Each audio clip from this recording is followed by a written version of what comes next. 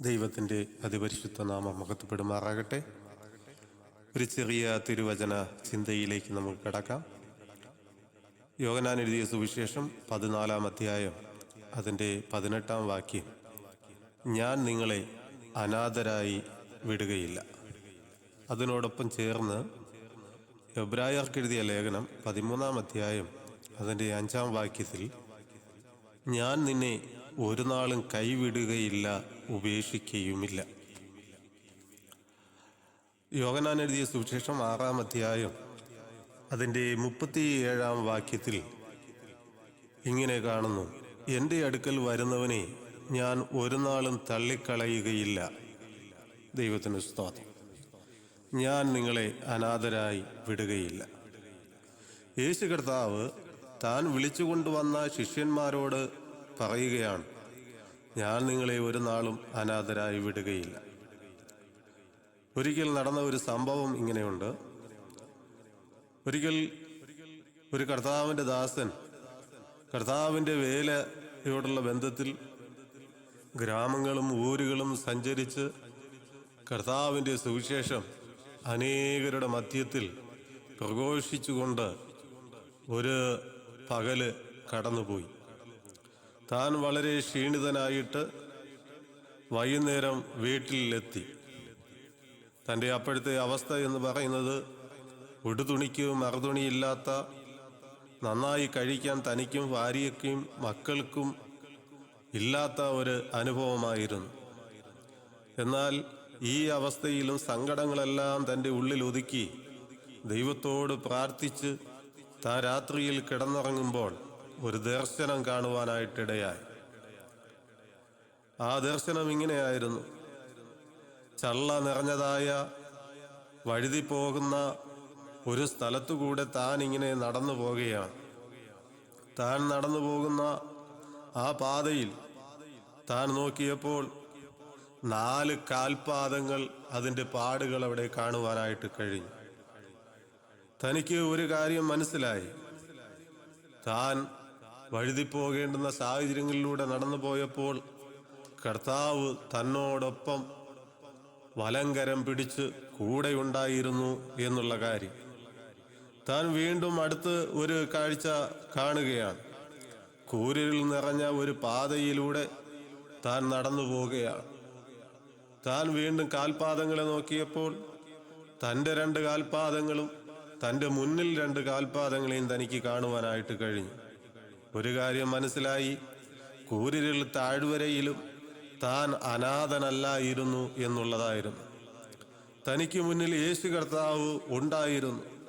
തനിക്ക് വിശ്വാസവും പ്രത്യാശയും വളരെ സന്തോഷവും നിറഞ്ഞ ഒരു അനുഭവമായിരുന്നു അത്. വീണ്ടും താൻ ദർശനം കാണുകയാണ്. കല്ലുകളും മുള്ളുകളും കുപ്പിച്ചില്ലുകളും നിറഞ്ഞ ഒരു പാതയിൽ കൂടെ താൻ നടന്നു പോവുകയാണ്. താൻ കാൽപാദങ്ങളിലേക്ക് നോക്കിയപ്പോൾ 2 പാദങ്ങൾ മാത്രമാണ് തനിക്ക് കാണുവാനായിട്ട് കഴിഞ്ഞത്. ഉടനെ താൻ വളരെ വിഷമത്തോടുകൂടെ കർത്താവിനോട് ഇങ്ങനെ ചോദിക്കുകയാണ്, കർത്താവേ, ചള്ള നിറഞ്ഞതായ സ്ഥലത്തുകൂടെ ഞാൻ നടന്നു പോയപ്പോൾ വഴുതി പോകാതിരിപ്പാൻ അങ്ങൻ്റെ കൂടെ ഉണ്ടായിരുന്നു. കൂരിലിൻ്റെ താഴ്വരയിലൂടെ ഞാൻ നടന്നു പോയപ്പോൾ അങ്ങ് എൻ്റെ മുന്നിൽ എന്നോട് ഒപ്പമുണ്ടായിരുന്നു. എന്നാൽ കല്ലുകളും മുള്ളുകളും കുപ്പിച്ചില്ലുകളും നിറഞ്ഞ ദുർഘടവും വേദനയും നിറഞ്ഞ പാതയിൽ അങ്ങ് എന്നെ കൈവിട്ടതെന്ത്? വളരെ വേദനാജനകമായി താൻ കർത്താവിനോട് ചോദിച്ചപ്പോൾ, എന്നെ അനാഥനായി കർത്താവേ അങ്ങ് എന്തിനാണ് വിട്ടതെന്ന് ചോദിച്ചപ്പോൾ, സ്വർഗത്തിൽ നിന്ന് കർത്താവ് തന്നെ വിളിച്ച് പ്രിയമകനെ എന്ന് വിളിച്ചിട്ട് തന്നോട് പറയുകയാണ്, നീ ആ 2 കാൽപാദങ്ങൾ കാണുന്നുണ്ടോ? അതിൽ നീ ഒന്ന് ശ്രദ്ധിച്ച് നോക്ക്. ഉടനെ താൻ ആ 2 കാൽപാദങ്ങളിലേക്ക് ശ്രദ്ധിച്ചു നോക്കുവാനായിട്ട് തുടങ്ങി. തനിക്കൊരു കാര്യം മനസ്സിലായി, തൻ്റെ കാൽപാദങ്ങളല്ല അത് ആണിപ്പഴുതേറ്റ 2 കാൽപാദങ്ങളാണ്. ഉടനെ താൻ കർത്താവിനോട് നന്ദി പറഞ്ഞു, കർത്താവേ, കൂരിലിൻ്റെ താഴ്വരയിലൂടെ ഞാൻ പോയപ്പോഴും ചള്ള നിറഞ്ഞ അനുഭവത്തിലൂടെ ഞാൻ പോയപ്പോഴും അങ്ങ് എന്നോടൊപ്പം നടന്നു വരികയായിരുന്നു.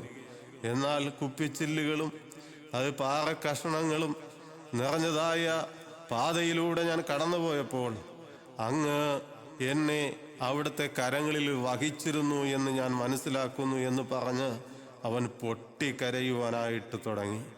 അതാണ് കർത്താവ് പറഞ്ഞ്, ഞാൻ നിങ്ങളെ ഒരു നാളും അനാഥരായി വിടുകയില്ല. ലോകത്തിൽ പ്രകൃതി ദുരന്തങ്ങൾ എത്രയോ കുടുംബങ്ങളെ, വ്യക്തികളെ അനാഥരായി തീർത്തിട്ടുണ്ട്, ഇപ്പോഴും തീർത്തുകൊണ്ടിരിക്കുകയാണ്. ഭൂകമ്പം, ഉരുൾപൊട്ടൽ, വെള്ളപ്പൊക്കം, കൊടുങ്കാറ്റ് തുടങ്ങി മനുഷ്യനെ നിമിഷ നേരം കൊണ്ട് ഇല്ലാതാക്കുകയാണ്. അനേക കുടുംബങ്ങൾ അനാഥമായി കൊണ്ടിരിക്കുകയാണ്. അതിനാൽ ചിലർ പറയുന്നത് ഇങ്ങനെയാണ്, ഇതെല്ലാം ദൈവത്തിൻ്റെ പ്രകൃതിയിലെ വികൃതി എന്നാണ്. ഒരിക്കലും അല്ല. പ്രകൃതിയിൽ വികൃതി ചെയ്യുന്നവനല്ല ദൈവം. പ്രകൃതികളെ ആകൃതി ചെയ്തവനാണ് നമ്മുടെ ദൈവം. അതുകൊണ്ടല്ലേ മനുഷ്യനെ ദൈവം തൻ്റെ സ്വന്തം സ്വരൂപത്തിലും സാദൃശ്യത്തിലും ആകൃതിയിൽ ആവരണം ചെയ്തത്. ഇവിടെ ഒരു ഭക്തന് വീഴ്ചയുണ്ട്, ദൈവം എഴുന്നേൽപ്പിക്കും. കഷ്ടതയുണ്ട്, അതിനെ ജയിക്കുവാൻ ശക്തി തരും.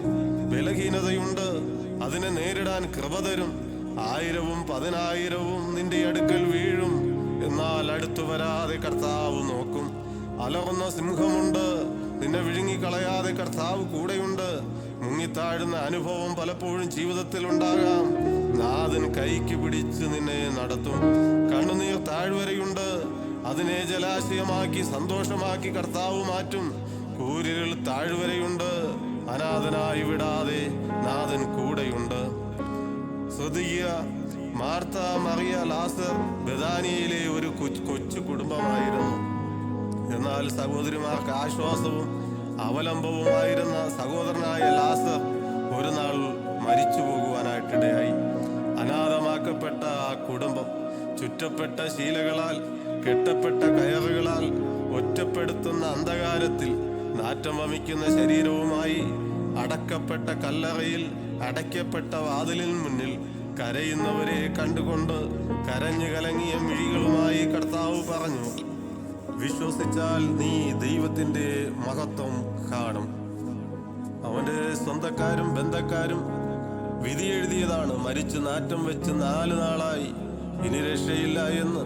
എന്നാൽ കരഞ്ഞു കലങ്ങിയ നയനങ്ങൾ സർവജ്ഞതയുടെ ജോല കൊണ്ട് കത്തിക്കാളി വിളിച്ചു പറഞ്ഞു, ലാസറേ പുറത്തു വരിക, ഞാൻ നിങ്ങളെ ഒരു നാളും അനാഥരായി വിടുകയില്ല.